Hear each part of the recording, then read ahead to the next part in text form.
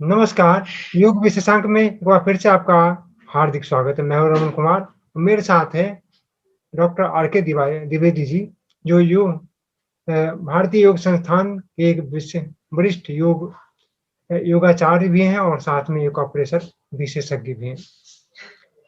जैसा कि पिछले वीडियो में आपने देखा था, हमने यम नियम पे बड़े खुल के बेबाकी से बात करते हुए सारी चीज़ आपके सामने रखा था, एक करके एक के बाद एक।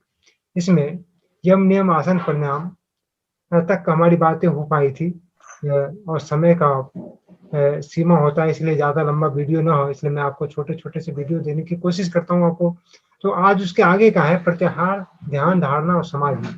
उसके अलावा उस दिन मैंने आपसे वादा किया था कि सियाटिका की समस्या और स्लिप डिस्क पे भी आपको एक ऑपरेशन के बारे में बताया जाएगा कि एक ऑपरेशन से कैसे उसको ठीक करें। तो सबसे पहले हम अपने डॉक्टर साहब आर के द्विवेदी जो हमारे गुरु भी हैं, मैं उनका हार्दिक आभार करता हूँ कि हमेशा समय देते हैं और जिससे जनता को लाभ हो, आम जन को लाभ हो, वैसा कार्य करते रहते हैं लगातार। चाहे योग को लेकर हो, रोज इनका योग चलता है सेक्टर 19 के मदर डेयरी के सामने वाले पार्क में चलता है, आप वहाँ भी क्लास ले सकते हैं। बिल्कुल निःशुल्क है, कोई पैसे से। मैं आपको बता दूँ कि भारतीय योग संस्थान जहाँ भी योग कक्षा चलाता है, हर जगह निःशुल्क ही है, कहीं भी पैसे नहीं लगते। तो सबसे पहले तो उनका बहुत-बहुत आभार कि हमारे गुरुजी द्विवेदी जी समय देते हैं और इसी के साथ शुरू करते हैं आज की जो विषय है जिसमें ध्यान, धारणा, समाधि और प्रत्याहार, ध्यान, धारणा और समाधि। तो आज बात करते हैं गुरुजी, सबसे पहले बताइए कि प्रत्याहार क्या है? है ये अष्टांग योग का एक अंग है प्रत्याहार।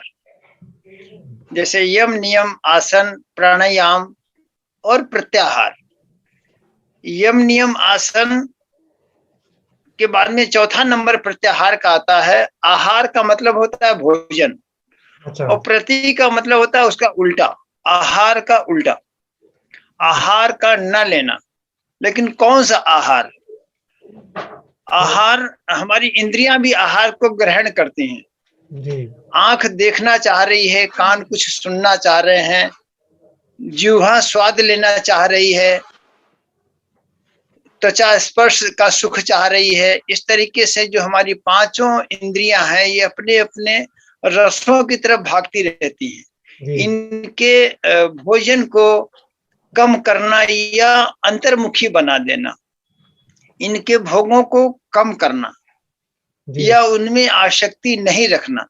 हम आसक्ति के बस में आकर के, जैसे जुहा के चक्कर में पड़ करके ज्यादा भोजन कर लेते हैं तो अपच हो जाती है, या वाणी का संयम नहीं है तो उसको ज्यादा बोलते रहते हैं, या कानों से ऐसी सी बातें सुनते रहते हैं, फिर बाद में फिर उसका दुख होता है।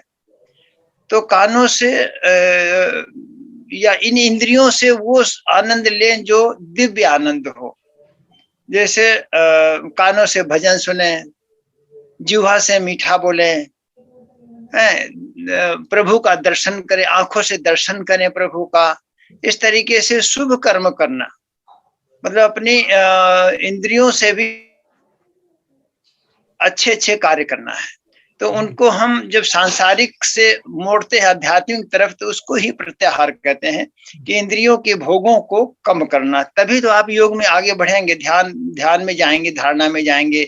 अगर आप भोजन में ही पड़े रहेंगे या सांसारिक में पड़े रहेंगे तो फिर आगे का मार्ग कैसे होगा? यही तो सब अवरोध हैं, ये सब बहिरंग साधनाएं हैं। ये जब हम साधनाएं पूरी कर लेते हैं तब हम फिर अंतरंग साधना में शामिल होते हैं।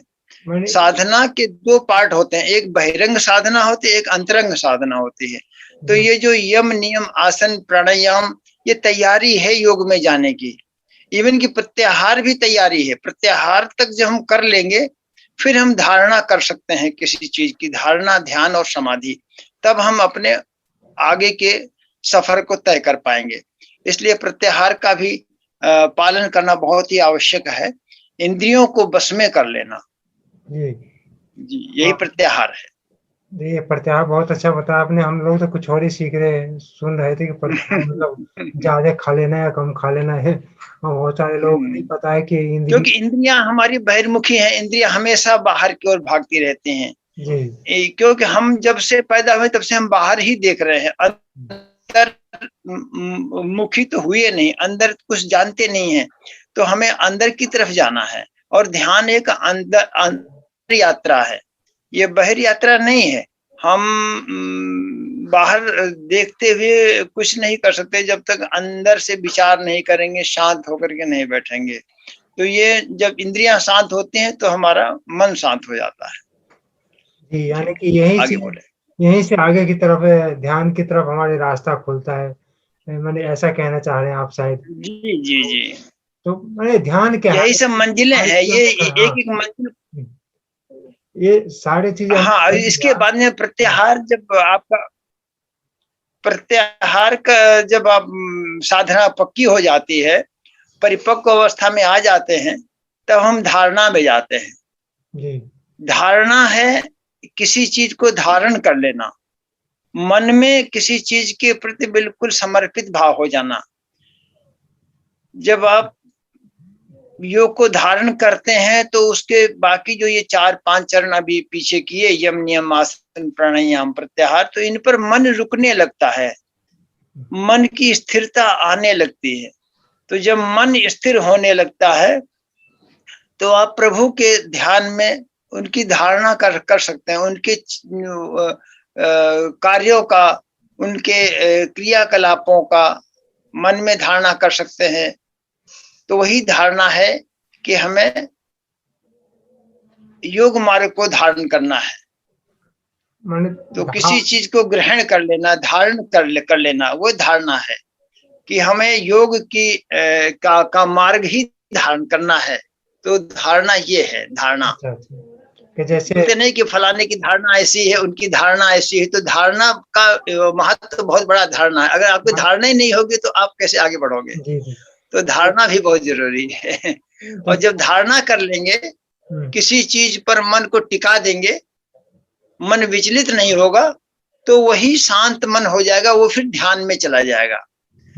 और जब ध्यान में परिपक्व अवस्था हो जाएगी, ध्यान भी आसानी से नहीं लगता। जब इतना बड़ा सफर आप तय करके आओगे, यम नियम आसन प्राणायाम प्रत्याहार और धारणा तक की अवस्था को परिपक्व कर लेंगे, तब आपका ध्यान धीरे धीरे लगना शुरू होगा। लोग शुरू में ही चाहते हैं कि मेरा ध्यान लग जाए, ध्यान कैसे लगेगा? मैं यही गुरुजी बताना चाह रहा था आपको, पूछना भी चाह रहा था, मुझे तो बड़ी उत्सुकता थी कि लोग शुरू में ही जाते हैं, और कई हमारे टीचर भी मिलते हैं ऐसे कमर्शियल कि हाँ, पहले दिन हम ध्यान करा देंगे। हाँ, पहले दिन ले जाके मेडिटेशन करवाते रहते हो, और मेडिटेशन नहीं हो पाएगा। ऐसे कैसे हो पाएगा? आप ही बताइए, 5 इंद्रियां हैं, 5 इंद्रियां अपनी ओर खींच नहीं है हमको, हमें विचलित किए हुए हैं, हम कैसे शांत बैठ पाएंगे? और ये 5 इंद्रियां हमारी जागरूक है, ऐसी भी नहीं कि ये सुप्त अवस्था में है, ये सब जागृत अवस्था में है। और ये बड़ी चंचल है, 5 इंद्रियां बड़ी चंचल हैं, ये अपने अपने रस को ग्रहण करना चाहती है कहीं से भी। अभी इस पर प्रत्याहार पर मैं आपको और भी अगर डिटेल बताऊं तो बहुत बड़ा डिटेल है इसमें, 5 इंद्रियों के कार्य का वर्णन। जिन की एक एक इंद्रिय सक्रिय रही, जैसे देखने की, देखने में लोग इतना ज्यादा आसक्त हो जाते हैं कि भले कितना नुकसान हो जाए, इवन जीवन भी चला जाए तो कोई चिंता नहीं, लेकिन देखना है। तो एक पतंगा होता है, पतंगा देख रहा है कि कितने लोग मर गए हैं बल्ब के आगे, लेकिन वो भी जाकर के उसमें मरना चाहता है, वो बिना देखे उसको चैन नहीं है। तो पतंगा केवल इसी कारण से मरता है कि वो उस देखना उसके बस के बाहर का है, वो बिना देखे रह नहीं सकता, वो उसके अधीन हो गया। तो सोचो, जिसकी मतलब केवल एक इंद्रिय इतनी सक्रिय हुई, वो उसका जीवन चला गया। इसी तरीके से स्वाद के ऊपर ले लीजिए, जीवा के ऊपर, मछली जो है जो फंसती है वो केवल स्वाद के चक्कर में फंसती है, रहती है जी। जो मछली पकड़ने वाले होते हैं वो कुछ न कुछ आटा या केचुआ या कोई चीज में फंसा करके डालते हैं पानी के अंदर, और मछली उसी स्वाद के चक्कर में चलो इसको पकड़े, हाँ कितनी बढ़िया चीज आई है, लाओ इसको खा लें जल्दी से, और वो जा खाते ही उसके जीभ में कांटा फंस जाता है और वो मृत्यु को प्राप्त होती है। इसी तरीके से कानों का है, सुनने का। हिरन जो है संगीत का बड़ा प्रेमी होता है। अच्छा। तो उसको मधुर आवाज सुनाते हैं, बांसुरी बजाते हैं, बांसुरी की मस्ती में वो सुध बुध खो देता है और फिर शिकारी उसको पकड़ लेता है।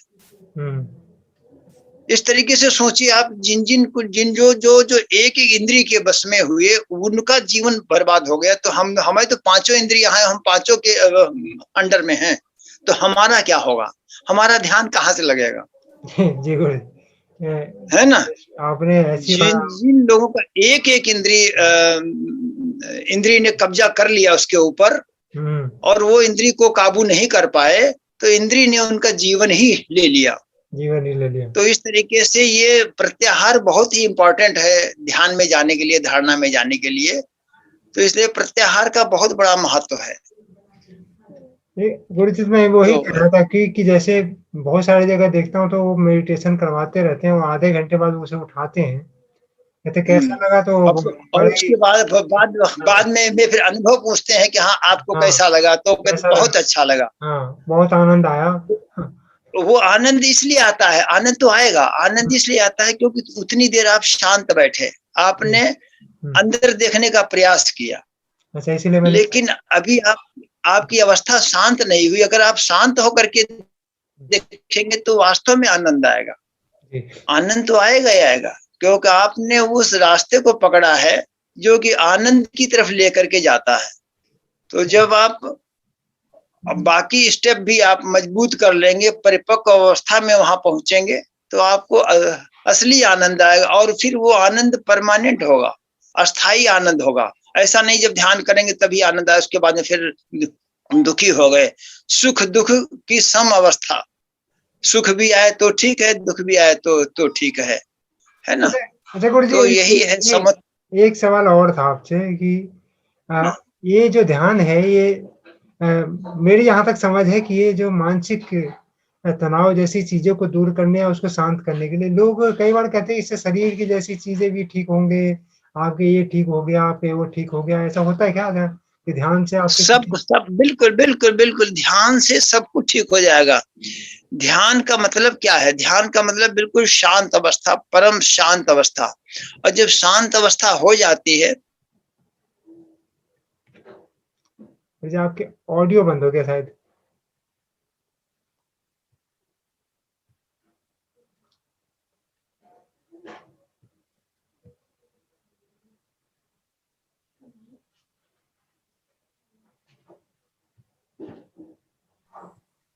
दर्शु जरा नीचे जाओ, सामान ले लो जाकर के। दर्शु जी गुरु जी बताइए। जा जी, हाँ जी चलिए बताइए। हाँ तो गुरु जी यही सवाल था मेरे कि आपने क्लियर वो बता भी दिया कि ध्यान से भी शारीरिक जो है परेशानियां दूर हो सकती है। शारीरिक लाभ क्या? जो मानसिक, हमारे जो मन में, जो ब्रेन में जो हार्मोन बनते हैं, डोपामाइन, मेलाटोनिन, सेरोटोनिन, ये सारे सब बनना शुरू हो जाते हैं, क्योंकि ये शांत अवस्था में ही बनते हैं, प्रसन्न अवस्था में ही बनते हैं। और जब आप शांत होते हैं, ध्यान करते हैं, तो ये सारे हार्मोन ठीक से बनते हैं, और यही हार्मोन बाकी हार्मोन को प्रेरित करते हैं और बनने के लिए। तो पूरा शरीर हार्मोन से भरपूर हो जाता है। तो हमें शारीरिक लाभ भी मिलता है, मानसिक लाभ तो मिलेगा, शारीरिक लाभ भी मिलेगा। इसलिए ध्यान, देखो ये ध्यान तो आसन प्राणायाम के बाद की अवस्था है ना, तो इसलिए ये इसमें तो शारीरिक लाभ मिलना है। स्वास्थ्य लाभ तो बहुत बड़ा मिलेगा इसमें आपको। तो गुरु जी ये बताइए कि ये कितने दिन की प्रक्रिया हो सकता है अगर कोई इसमें ध्यान? ये तो झा जी, ये जीवन पर्यंत है, ये कोई 4 महीना 3 महीने का कोर्स नहीं है, ये आपको निरंतर करना है, और तभी आप परिपक्व अवस्था में पहुंचेंगे जब आप रोज अभ्यास करेंगे। ऐसा नहीं कि आप 4 दिन करके उसके 5वें दिन ध्यान में बैठ जाएं। आप रोज धीरे धीरे धीरे धीरे, और एक समय फिक्स करिए, उस समय हमको बैठना है, तो धीरे धीरे धीरे धीरे धीरे धीरे आपको वो हो जाएगा। अच्छा गुरु जी, एक चीज और बताइए कि अक्सर मैं देखता हूँ कई बार तो 2 बजे, 12 बजे, 3 बजे भी ध्यान मेडिटेशन चलता रहता है। जैसे कि आपने बताया कि चलो शांत होगा तो कुछ ना कुछ लाभ होगा। लेकिन इसका निश्चित एक योगा में कहा गया कि इस समय स्थान, स्थिति और ऐसे कुछ कहा गया 3 चीजें। हाँ, इसके स्थान क्या होना चाहिए, स्थान स्थिति वही क्या होनी हो, चाहिए? स्थान वही हो और समय वही हो, और प्रातः काल का समय हो तो ज्यादा अच्छा है, क्योंकि उस समय शांत अवस्था होती है, वातावरण शांत होता है। शांत में ही मन आपका स्थिरता को प्राप्त कर सकता है। अगर आप दोपहर में करेंगे तो कोलाहल होगा, इधर उधर की आवाजें आएंगी और वातावरण भी प्रदूषित होता है।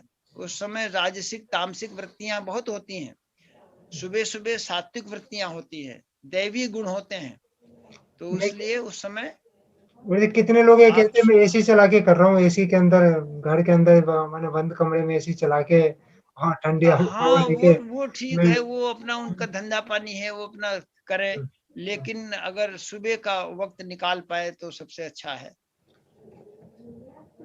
ब्रह्म मुहूर्त ही बोला, ब्रह्म से ध्यान का मतलब है ब्रह्म से मिलना, परमात्मा से मिलना। तो परमात्मा का जो मुहूर्त है, उसी मुहूर्त में मिलोगे तभी तो मिलेंगे। तो इसलिए ब्रह्म मुहूर्त बनाया गया।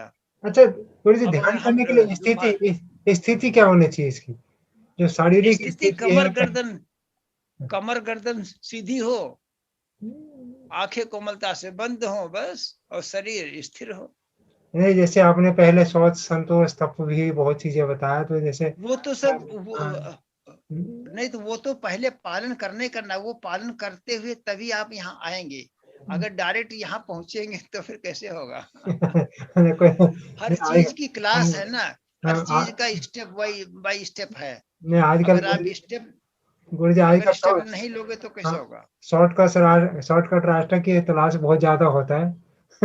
शॉर्ट कट में तो कुछ भी सिखा सकते हैं, तो लेकिन हर किसी को लेकिन जल्दी अगर से उसका आनंद पूरा चाहिए। पूरा आनंद लेना है तो आपको सारे चरणों का पालन करना हाँ, तो उत्तम होगा। कई लोग हमसे भी मिलते हैं कि ये योगा करनी है, मुझे वो ध्यान में जाना है, आनंद की अनुभूति करनी है। मैं कहा देखो इतनी जल्दी तो इसमें होगा नहीं, दारू जाके पी लो, आनंद आ जाए शायद उसमें।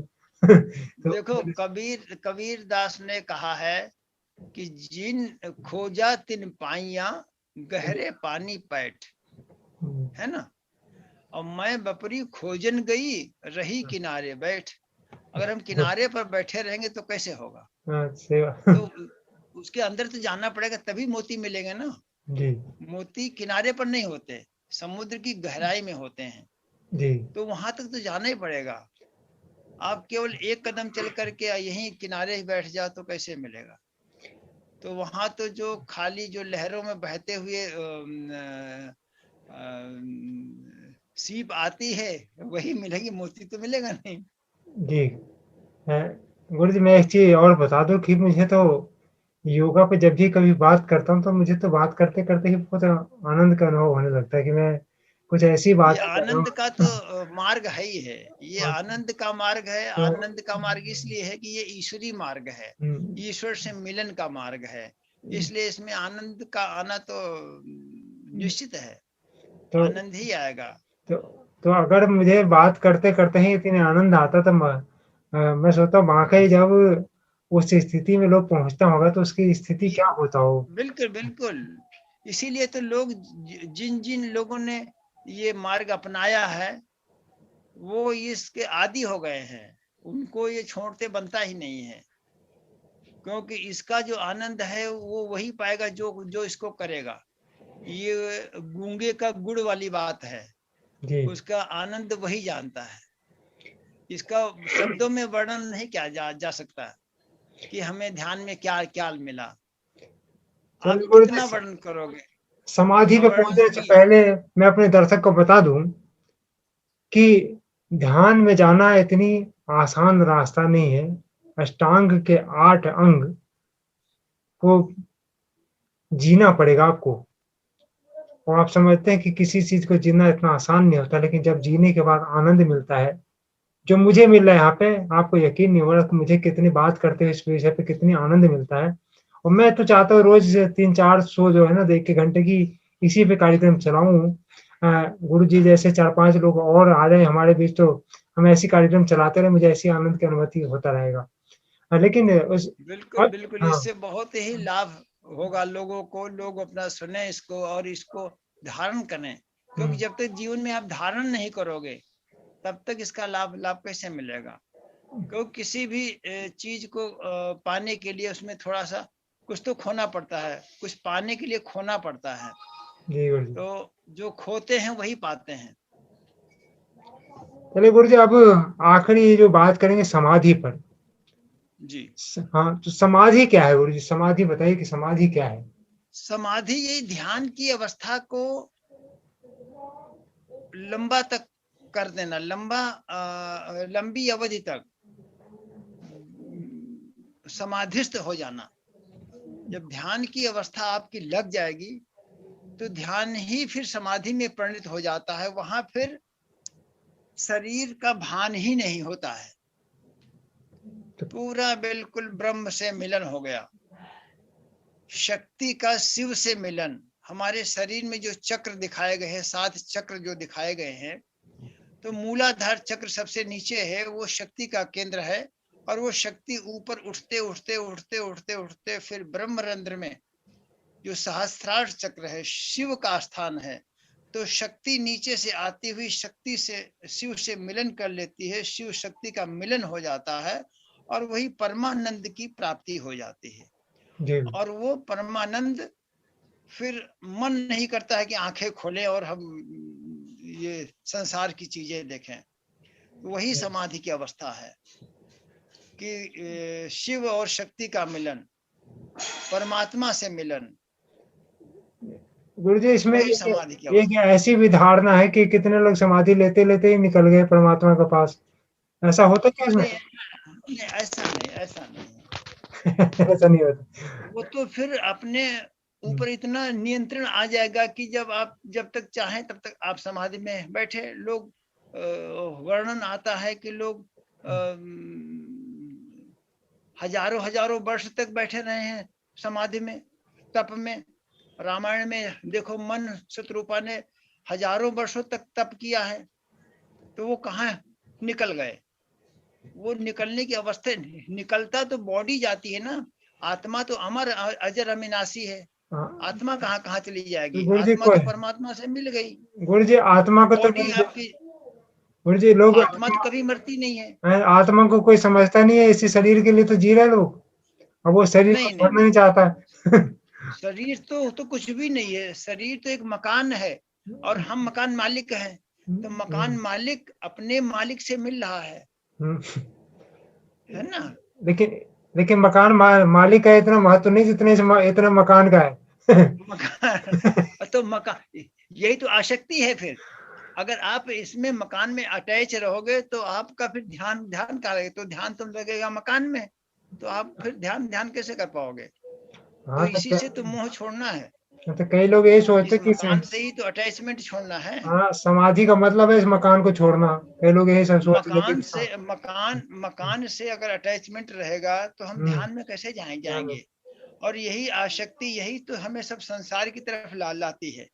और इन सबों से जुड़े रहना, यही तो मोह है। काम, क्रोध, मद, लोभ, मोह, यही तो सब हमें संसार की तरफ लाते हैं। इनसे ऊपर जाना ही तो ध्यान है, समाधि है ना? तो इन सबों से तो निकलना है। सांसारिकता से निकल करके तभी तो आप प्रभु को पाओगे। आप इसी में चिपटे रहोगे, मकान में चिपटे रहोगे, तो फिर आप प्रभु को कैसे पाओगे? ये आज की इस वीडियो में हमने बात की प्रत्याहार, धारणा, ध्यान और समाधि। इससे पहले की वीडियो में यम, नियम, आसन और प्राणायाम, आपको इस वीडियो के नीचे उसका लिंक मिल जाएगा। वहाँ के आपसे हमने वादा किया था कि आपको गुरुजी के द्वारा और ज्यादा से ज्यादा सहायता मिले, इसलिए सियाटिका के एक कॉपरेशन पॉइंट पे बात करेंगे जो गुरुजी दिखाएंगे। गुरुजी ने वादा किया था मुझे। तो गुरुजी बताइए सबसे पहले कि सियाटिका क्या है और उसके लिए एक्यूप्रेशर में क्या-क्या पॉइंट है और योग में क्या-क्या आसन अपने?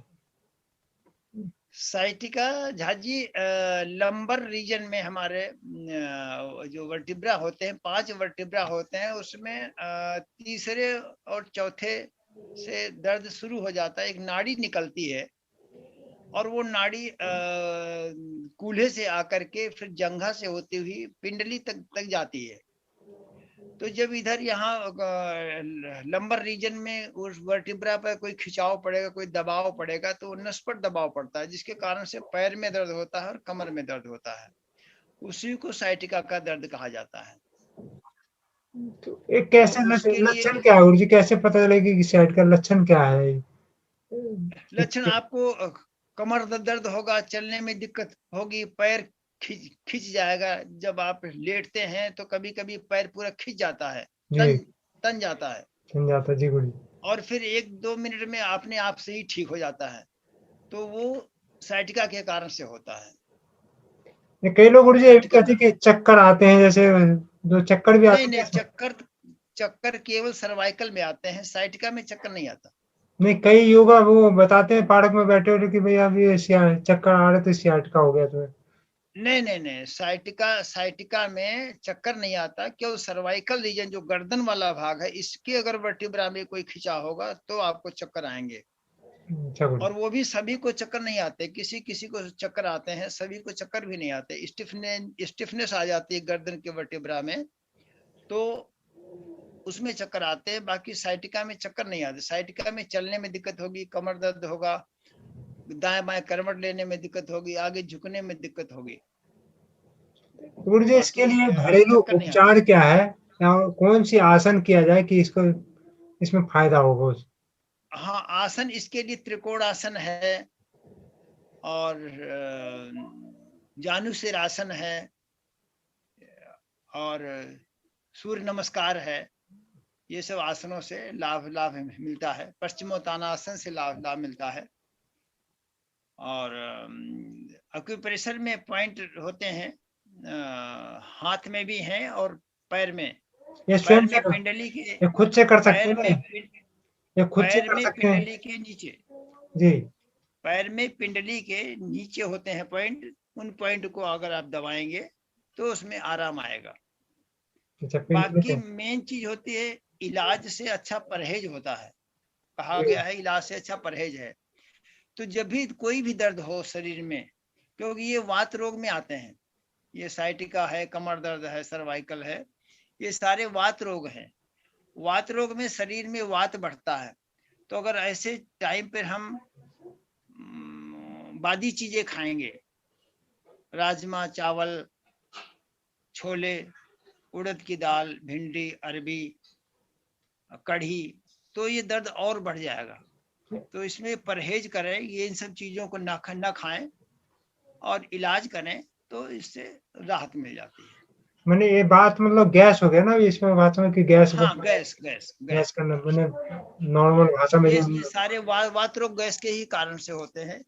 गैस जब रुक जाती है शरीर में तो जोड़ों में ही रुकती है, तो ये जोड़ों के दर्द में स्टिफनेस पैदा करती है, तो दर्द बढ़ जाता है।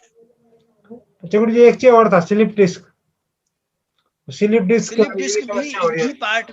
हाँ, स्लिप डिस्क भी लंबर रीजन का ही है। इस जो हमने 5 वर्टिब्रा बताए, 5 वर्टिब्रा में जो नीचे के 3 वर्टिब्रा है, L3, L4, L5 और किसी किसी का S1, यही 3-4 वर्टिब्रा में डिस्क में इधर उधर अंतर आ जाता है, खिसक जाती है। तो उसी के कारण से असहनीय दर्द होता है। उठना, चलना, बैठना, करवट लेना कठिन हो जाता है। तो इसका भी एक्यूप्रेशर में बहुत अच्छा इलाज है। और इसमें बैकवर्ड बेंडिंग, पीछे की तरफ झुकना बहुत ही लाभकारी होता है। आगे झुकना इसमें मना होता है, आगे झुकेंगे तो दर्द बढ़ जाएगा, इसलिए आगे नहीं झुकते हैं इसमें। पीछे की तरफ जितना आप बेंड कर सकें, बैकवर्ड बेंडिंग, उतना बहुत ही लाभकारी होगा। ऊष्ट आसन है या पीछे की तरफ जो भी झुकने वाले आसन है, उन सबों से बहुत लाभ होगा। इसका गुरुजी होने का कारण क्या होता है? ऐसे क्यों होता है? होने के कारण झाजी बहुत सारे हैं। एक तो पोस्चर का है, गड़बड़ है। अगर आप झुक करके लगातार बैठते हैं या कोई भारी सामान उठा लिए या आपकी नर्व्स कमजोर हैं या उम्र के चक्कर में डिजेनरेशन वगैरह कुछ हो रहा है, तो इस तरीके से बहुत सारे कारण होते हैं कि अगर कैल्शियम की कमी है, हड्डियों में कमजोरी है, उस कारण से भी हो जाता है।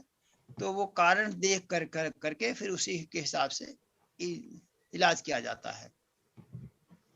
और जिसके लिए कोई एक्यूप्रेशर पॉइंट स्लिप डिस्क के लिए? हाँ, एक्यूप्रेशर के पॉइंट हैं इसमें भी, पैरों में, हाथों में और पीठ पर हैं। अच्छा। तो उन पॉइंट पर प्रेशर दे करके और उसमें जहां पर भी ब्लड की सप्लाई ठीक से नहीं होती है वहां पर स्टार्ट किया जाता है, तो दर्द खत्म हो जाता है। हमने बहुत से मरीजों को ठीक किया है एक्यूप्रेशर के द्वारा, जो कि बिल्कुल बेड रिडन थे, बेड पर ही पड़े हुए थे, वो सब ठीक हुए हैं। जी गुरु जी। तो आज हमने बात किया प्रत्याहार, ध्यान, धारणा और समाधि, इन चारों के अलावा स्लिप डिस्क और सियाटिका। असल में ये योग विशेषांक लगातार चलाए जा रहे हैं और ये 21 जून तक कंटिन्यू रहेगा। अगर आपको किसी प्रकार की समस्या है तो आप हमारे वीडियो के नीचे कमेंट करके लिख सकते हैं। मैं उस पर भी आपको डॉक्टर साहब से सलाह लेके आपको ऑनलाइन वीडियो दे सकता हूँ। इसके अलावा अगर आपको वीडियो अच्छा लगे तो लाइक एंड सब्सक्राइब भी कीजिएगा, आगे भी फॉरवर्ड कीजिएगा, शायद किसी को इस चीज से फायदा हो जाए, किसी को कि घर के झगड़े और किसी के मन शांत हो जाए, किसी के जो अशांत है करने से। तो एक समाज में, सामाजिक जीवन में इससे ज्यादा हम लोगों को क्या चाहिए? तो इस वीडियो को ज्यादा से ज्यादा फॉरवर्ड करें, आगे बढ़ाएं। और एक और बता दूं कि डॉक्टर साहब एक ऑपरेशन के विशेषज्ञ हैं, पहले भी मैंने बताया था, और साथ में भारतीय योग संस्थान से लंबे समय से जुड़े हुए हैं। और कल परसों इनका 54वां था ना गुरु जी, भारतीय योग संस्थान के 55वां स्थापना दिवस था, बहुत धूमधाम से मनाया गया, कई कार्यक्रम किए गए। तो इन चीजों से आपको लाभ मिल सकता है। अगर आप इसके पहले का वीडियो देखना चाहते हैं तो नीचे कमेंट जो डिस्क्रिप्शन बॉक्स है उसमें वो लिंक भी इसे डाला जाएगा, ताकि आप पहले जो है यम, नियम, आसन, प्राणायाम चारों आप विस्तार से जो गुरुजी ने बताया है, डॉक्टर साहब ने, उसको आप उस वीडियो को देख सकते हैं। तो आज की योग विशेषांक में इतना ही। फिर अगले दिन एक नई कड़ी के साथ, एक नए योग विशेषांक के साथ आपसे मिलते हैं। नमस्कार। नमस्कार गुरु जी। आपने